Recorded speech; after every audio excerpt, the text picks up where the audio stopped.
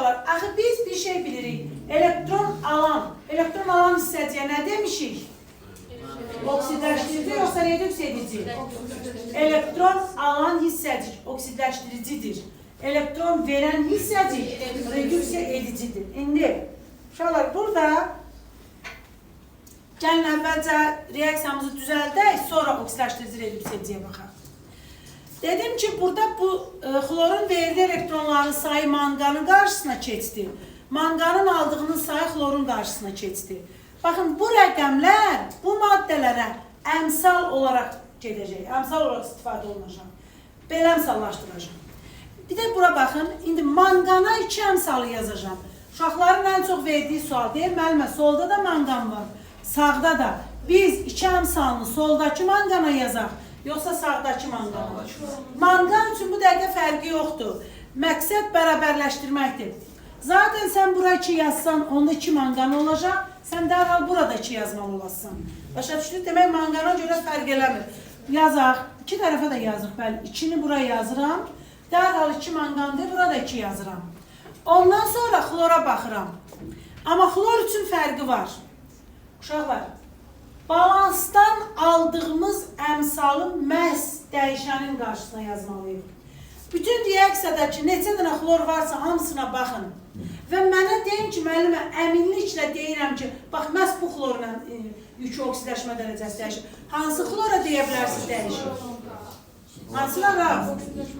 -1, -1, -0. Hansı xlor da dəqiq dəyişəndə oksidləşmə dərəcəsi? 0 olanda. Hansına əminliklə deyə biliriksə dəyişir. Balansdan götürdüyümüzü həmin xlora yazırıq. Manganda niyə belə olmadı? Çünki bircə yerdə var idi zaten. Buna da dəyişən kimi baxa bilərdiniz. Amma xlor bir neçə yerdə var. O bir neçə yerin bir neçəsində dəyişmədən keçib, amma birində dəqiq dəyişib. Demək, balansdan götürdüyümüz rəqəmi hara yazırıq? Dəyişən xlora yazırıq. Ona görə də 5 əmsalını gətirib yazırıq bura dəyişən xlora. Bunu yazandan sonra uşaqlar, indi başlayırıq reaksiyamızı başdan ayağa əmsallaşdırmağa. Qaydamız var burada da. Qaydaya riayət edə əmsallaşdırırıq. Belə ki, birinci dəyişənləri bərabərləşdirilir.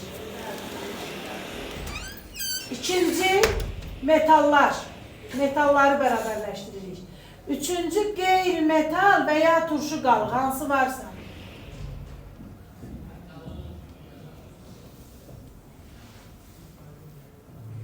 Dördüncü hidrogen.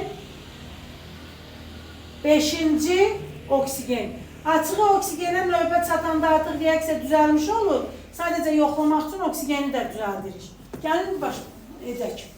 Beləliklə, mangana 2 yazdım, bərabərləşdirdim. Xlora isə 5 əmsalını dedik, dəyişən məhz bura yazırıq. Demək, birinci mərhələmizi keçdik, dəyişənləri düzəltdik. İkinci metallar. Baxıram, görüm reaksiyada məndə hansı metallar var. Aysun, diqqətli olun. Deməli, mangan var, bəli, bu da metaldır, amma mangan eyni zamanda dəyişəndir, düzəltmişik, kalyuma baxın. Neçə kalyum var? 2. 2 kalyum var deyə, burada kalyuma 2 yazıram, bərabərləşir. Bundan sonra metallarda düzəldi. Üçüncü qeyri-metal və ya turşu qalığı, xlor var.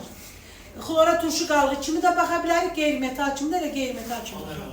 Uşaqlar, xlora burada bircə dənədir, amma burada çoxlu xlor var.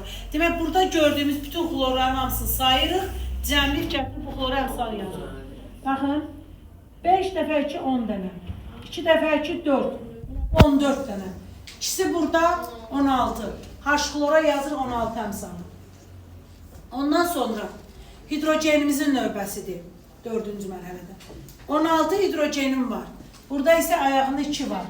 16-nı 2-yə bölürəm, 8 yazıram. Hidrogen də düzəldi. Əslində gördüyünüz kimi reaksiyada bütün maddələrin qarşısında əmsal var bu dəqiqə. Yəni oksigenə demək növbət çatanda əmsallaşmış olur. Amma kontrol etmək üçün bir dəfə də yoxlayırıq. Əgər oksigenimiz də bərabər çıxsa, demək düzgün işləmişik. Baxırıq oksigenə. 2 dəfə 4, 8, 8 dənə də burada. Deməli, oksigenimiz də bərabərdir deyə düzgün əmsallaşdırma aparmışıq. Reaksiyamız düzdür. Uşaqlar, baxın, bayaq dedim ki, biz sola, sağa 2 qoymaqla filanla biz belə bir əmsallaşma neyiniyə bilməzdik? Apara bilməzdik zaten. İndi uşaqlar, sonuncu bir şey dedim, bu şəklini də at bir dənə.